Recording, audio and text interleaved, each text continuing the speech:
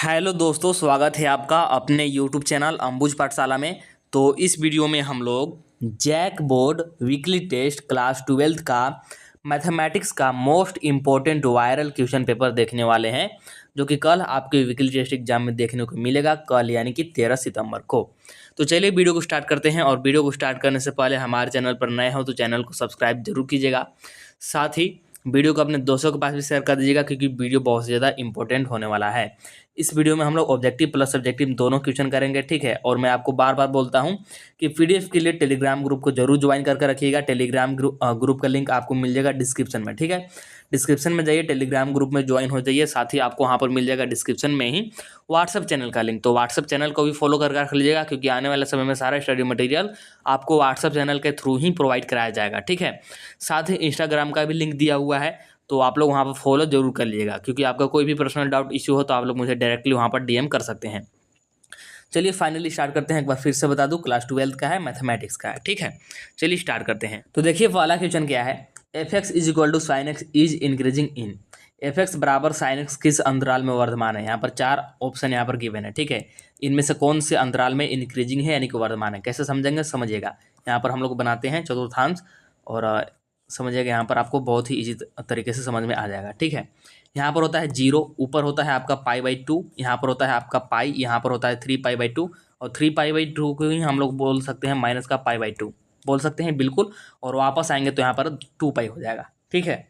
अब समझिएगा, साइन 0 का मान 0 पर कितना होता है। साइन 0 का वैल्यू कितना होता है। साइन 0 का वैल्यू 0 ही होता है। इसको कलर चेंज करके लिखता हूँ। साइन 0 का वैल्यू 0, साइन π/2 का वैल्यू कितना होता है 1, साइन पाई का वैल्यू कितना होता है 0, और साइन 3π/2 का वैल्यू कितना होता है -1, ठीक है। अब समझिएगा, अब यहाँ पर समझ में आएगा। तो फर्स्ट चतुर्थांश में अगर देखें तो यहाँ पर मान बढ़ रहा है, क्योंकि 0 से 1 हो रहा है। यहाँ से यहाँ तक देखें तो 0 से 1 हो रहा है, मतलब यहाँ पर बढ़ रहा है। और यहाँ पर 1 से 0 हो रहा है, मतलब यहाँ पर घट रहा है, ठीक है। और यहाँ पर देखें तो फिर यहाँ पर हो रहा है 0 से -1, मतलब कि यहाँ भी घट रहा है। और यहाँ पर -1 से 0, मतलब कि यहाँ पर बढ़ रहा है।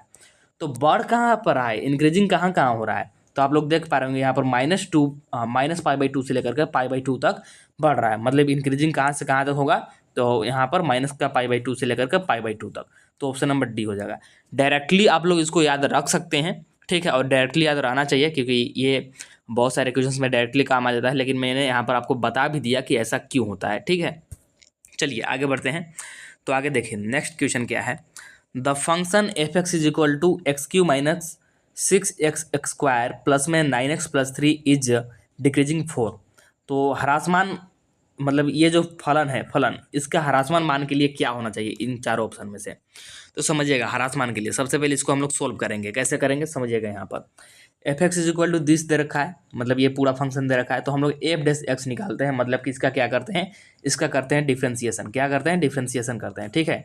तो अगर एफ डैश एक्स निकालेंगे हम लोग, यहाँ पर एफ डैश एक्स अगर निकालेंगे तो क्या निकल करके आ जाएगा, यहाँ पर आ जाएगा आपका, इसका करेंगे तो यह जाएगा 2x² अब आपको यहाँ पर डिफ्रेंसिएशन तो आता होगा, ये मैं यहाँ पर डिफ्रेंसिएशन बिल्कुल नहीं बताने वाला हूँ। तो यहाँ पर सॉरी 2 नहीं आएगा, बल्कि यहाँ पर आ जाएगा आपका 3x², और यहाँ पर आ जाएगा माइनस का 12x, और यहाँ पर आ जाएगा प्लस का 9, ठीक है।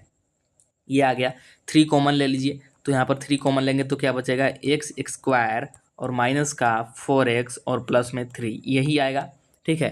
यही आएगा। हमसे पूछा क्या है, डिक्रीजिंग के लिए ना, डिक्रीजिंग के लिए। तो डिक्रीजिंग के लिए यहाँ पर हमारे पास कंडीशन होता है। क्या होता है डिक्रीजिंग के लिए, डिक्रीजिंग के लिए हमारे पास कंडीशन होता है कि एफ डैश एक्स क्या होना चाहिए, लेस देन होना चाहिए 0 से। तो एफ डैश एक्स अभी हम लोग तुरंत निकाले थे, कितना आया था 3, हम लोगों ने कॉमन लिया था, और आया था यहाँ पर x² माइनस का 4x प्लस में 3। ये क्या होना चाहिए, ये डिक्रीजिंग होना चाहिए, मतलब कि 0 से लेस देन होना चाहिए, ठीक है। 3 को उधर भेजेंगे तो 0 हो जाएगा। तो यहाँ पर बचेगा आपका x² माइनस का 4x प्लस 3 लेस देन 0।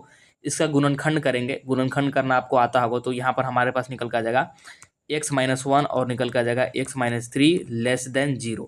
अब इसको बनाएंगे रेखा पे, ठीक है। रेखा पर बनाएंगे, मतलब कि यहाँ पर बना लेते हैं रेखा, और यहाँ पर आ जाएगा हमारे पास x-1 था और x-3 था, मतलब कि x इज इक्वल टू 1 आएगा और 3 आएगा, और इधर हमारा इन्फिनिटी रहेगा, इधर माइनस इन्फिनिटी रहेगा, ठीक है।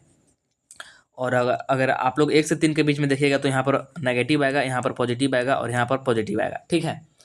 तो हमसे पूछा क्या है, डिक्रीजिंग के लिए ना। तो डिक्रीजिंग के लिए सिर्फ यहाँ से यहाँ डिक्रीजिंग है, कहाँ से कहाँ समझिए।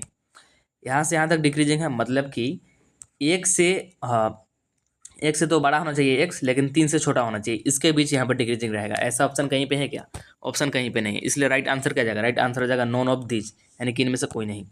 आगे बढ़ते हैं, थर्ड वाला देखिए क्या है। The list value of k for which f x is equal to this है इज इंक्रीजिंग ऑन 1,2 इज, ठीक है। के किस मान के लिए ये जो फलन दिया है अंतराल इतना पर वर्धमान होगा, यानी कि इंक्रीजिंग होगा। तो कैसे निकालेंगे?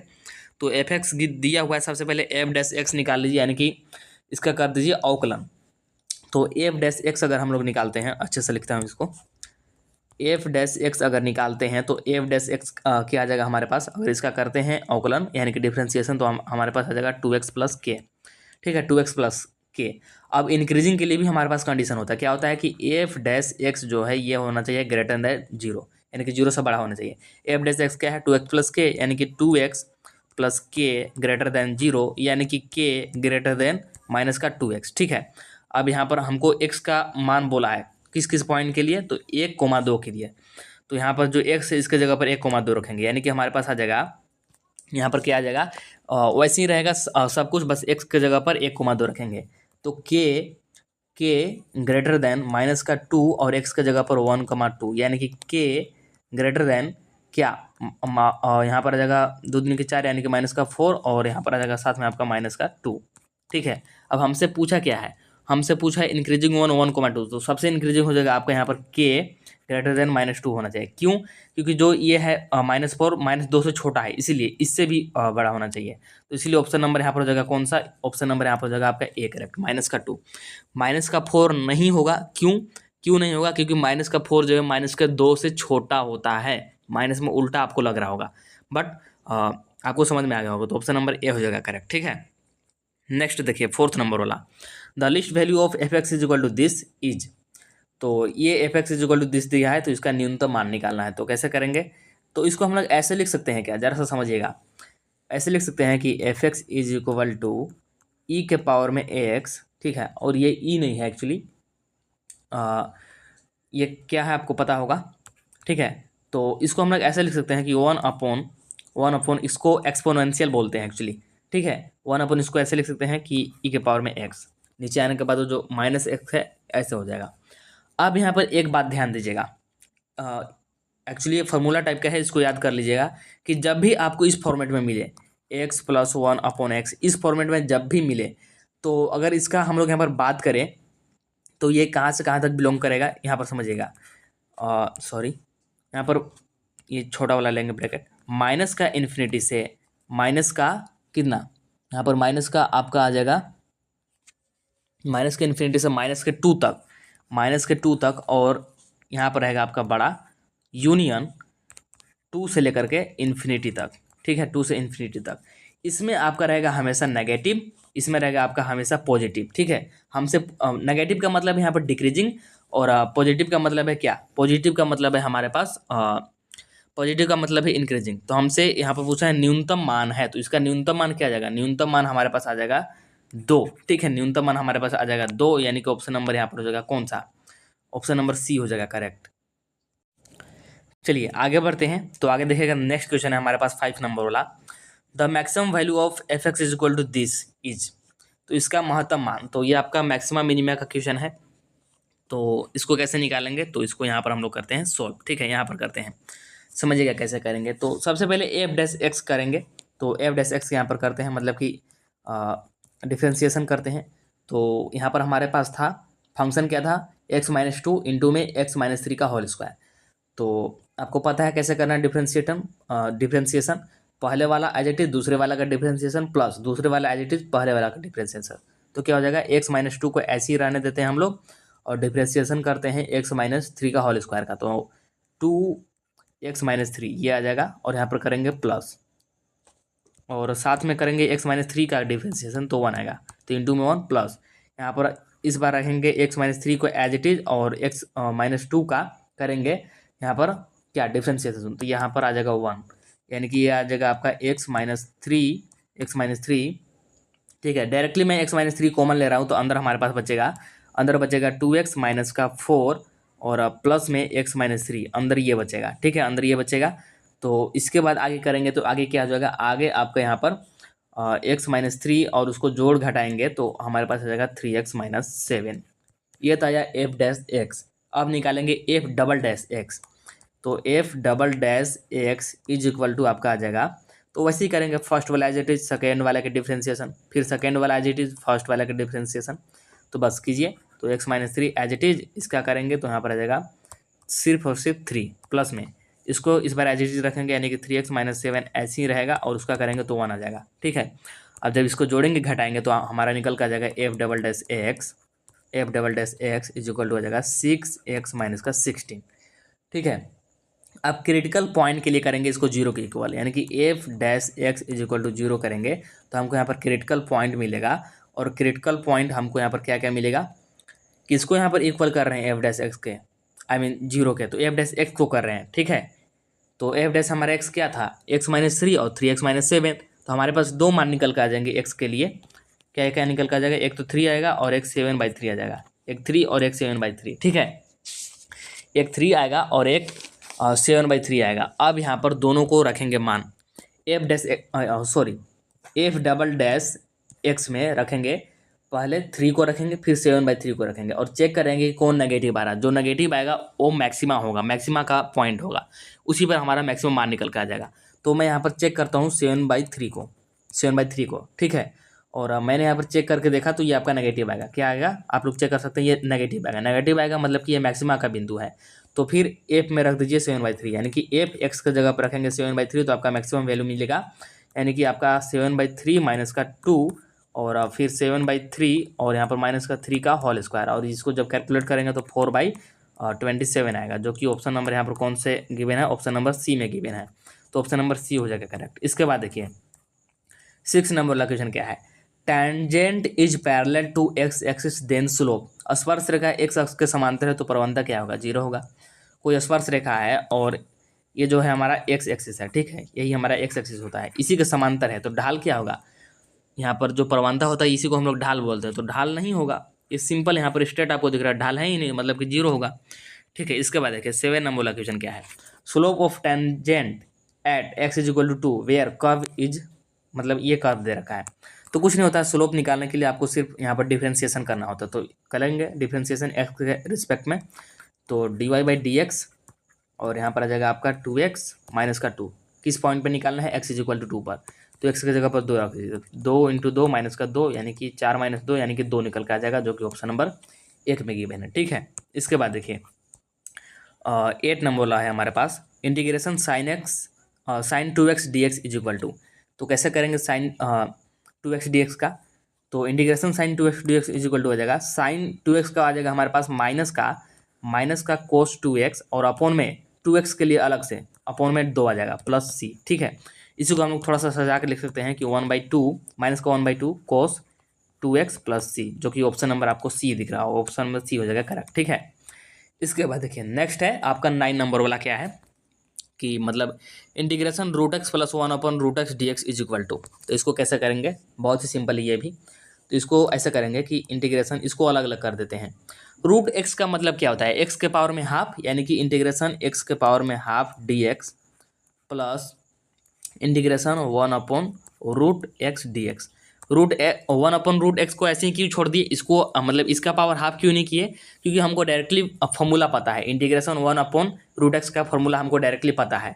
ठीक है, तो यहाँ से डायरेक्टली इसका फॉर्मूला लिख देंगे और इसका कर देंगे, इसको करेंगे तो क्या आ जाएगा, x के पावर में 1 + 2 + 1 और यहाँ पर बाई में 1/2 + 1। ठीक है, और हमको पता है इंटीग्रेशन 1/√x क्या होता है, 2√x होता है, और प्लस में c आ जाएगा, मतलब कांस्टेंट।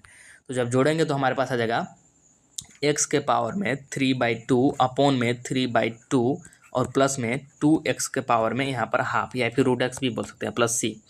तो यह आ जाएगा हमारा 2/3 x के पावर में 3/2 प्लस में 2 के पावर में 2x के पावर हाफ प्लस 3। तो ऐसा कहीं पे है ऑप्शन 2/3 x के पावर में 3/2, हाँ ऑप्शन नंबर सी हो जाएगा आपका करेक्ट। ठीक है, इसके बाद नेक्स्ट है आपका इंटीग्रेशन कोटेक्स dx, तो कोटेक्स का इंटीग्रेशन करना है, तो डायरेक्टली आपको फॉर्मूला याद होना चाहिए, कोटेक्स का डायरेक्टली फॉर्मूला होता है, तो integration cot x dx is equal to होता है, क्या होता है, ये होता है आपका log sin x होता है। क्या होता है? log sin x और प्लस में c, तो ऑप्शन नंबर सी हो जाएगा करेक्ट। बट आपको डायरेक्टली याद नहीं रखना है, तो मैं यहाँ पर बता देता हूँ।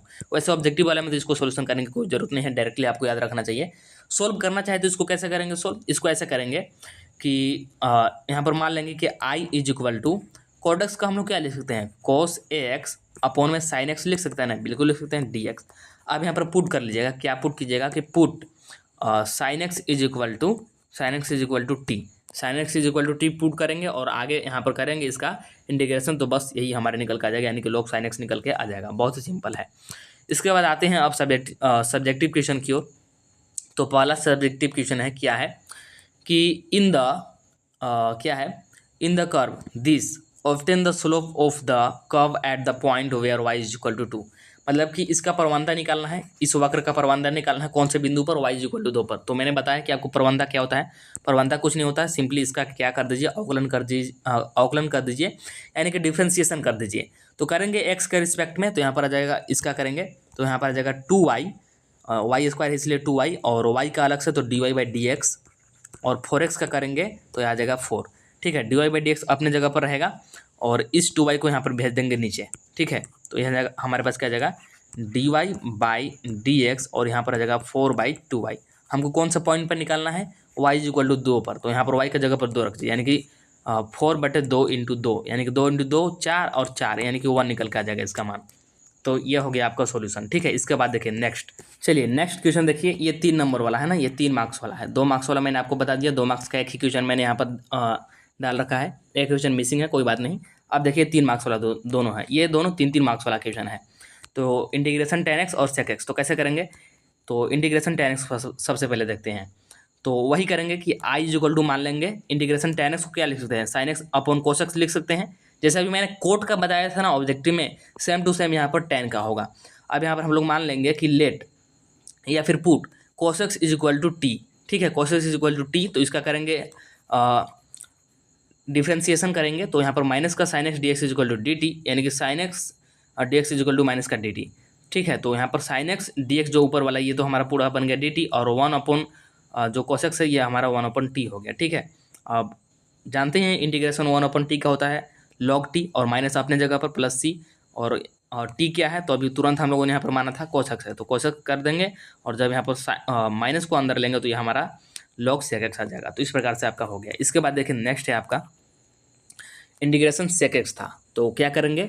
मान लेंगे कि i is equal to this, यानी कि i is equal to integration sec x। अब क्या करेंगे कि ऊपर और नीचे दोनों में sec x plus tan x से यहाँ पर ऊपर गुना करेंगे और नीचे भाग कर देंगे। ऊपर और नीचे यहाँ पर दोनों मतलब गुना कर रहे हैं। ऐसा करने से कोई भी यहाँ पर फर्क नहीं पड़ने वाला। क्यों? क्योंकि इससे ये कैंसिल हो जाएगा, तो ये ओवरऑल है सिर्फ sec x ही, लेकिन ऐसा करने से हमारे यहाँ पर प्रॉब्लम जरूर सॉल्व हो जाएगा।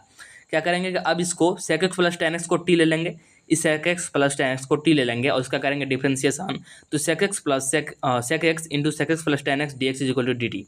मतलब कि ऊपर वाला ये जितना है, ऊपर वाली ये जो है ये हमारा पूरा बन गया डी टी, और नीचे वाला बन गया टी, वो अब डी टी अपॉन टी, तो ये हमारा log टी हो गया। और टी क्या है अभी तुरंत हम लोगों ने यहाँ पर पुट किया था, तो बस यहाँ पर मान रख देंगे, हो गया सोल्व। 3 नंबर वाला भी क्वेश्चन कंप्लीट। इसके बाद 5 नंबर वाला क्वेश्चन, जिसमें कि पहला है कि ऐसी 2 संख्याएं ज्ञात कीजिए जिनका योग 24 और जिनका गुणनफल उच्चतम हो। तो कैसे करेंगे? सबसे पहले देखिए सॉल्यूशन।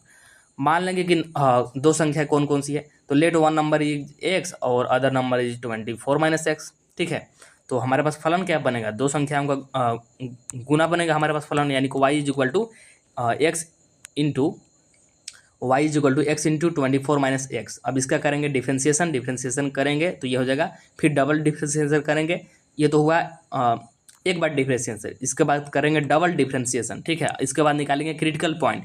क्रिटिकल पॉइंट के लिए क्या करते हैं? तो dy/dx को 0 के बराबर करते हैं, तो dy/dx ये है, तो यहाँ से हम x का मान निकल गया जो कि 12 है।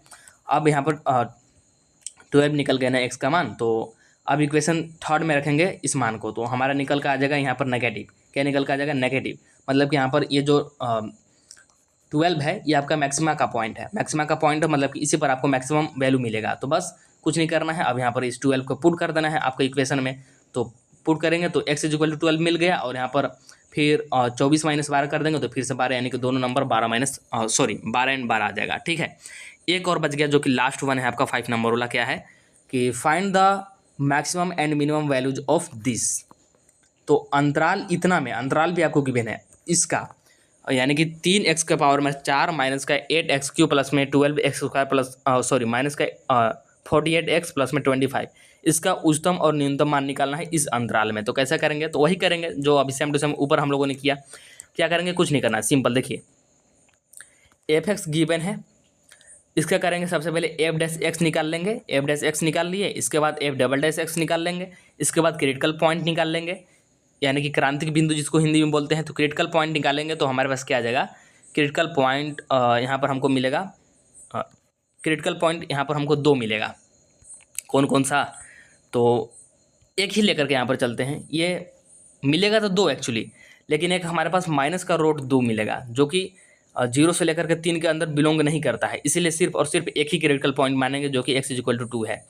2 क्रिटिकल पॉइंट आएगा, लेकिन ये हमारा इस अंतराल में मतलब एग्जिस्ट नहीं करता है, इसीलिए सिर्फ x=2 लेंगे और इसको f'(x) में रखेंगे तो ये हमारा निकल का जाएगा पॉजिटिव, यानी कि x=2 पर हमको क्या मिलेगा, नेगेटिव मान मिलेगा। क्या मिलेगा, नेगेटिव, यानी कि यहाँ पर हमको मिनिमा मिलेगा। तो यहाँ पर रखेंगे फिर इसको, तो ये हमारा 39 निकल के आ जाएगा, जो कि क्या है 39 निकल कर आ जाएगा। तो ये हमारा सबसे मिनिमम मान हो गया। इसके बाद f=0 और 3 इस पर हमारा यहाँ पर मिल जाएगा, ठीक है। तो maximum value of f(x)=25 eight x=0, जो कि 0 से 3 के बीच में बिलोंग कर रहा है, और मिनिमम है -39 जो कि x=2 पर है और ये भी इसमें बिलोंग कर रहा है, ठीक है। थोड़ा सा यहाँ पर समझाने में प्रॉब्लम होता है फ़ोन के स्क्रीन पर, बट आई थिंक आपको समझ में आ गया होगा और वीडियो भी आपको पसंद आया होगा। वीडियो पसंद आया होगा तो वीडियो को लाइक जरूर कर दीजिएगा, चैनल को सब्सक्राइब करके रख लीजिएगा। चलिए मिलते हैं नेक्स्ट वीडियो में, तब तक के लिए tata bye bye, see you in the next video.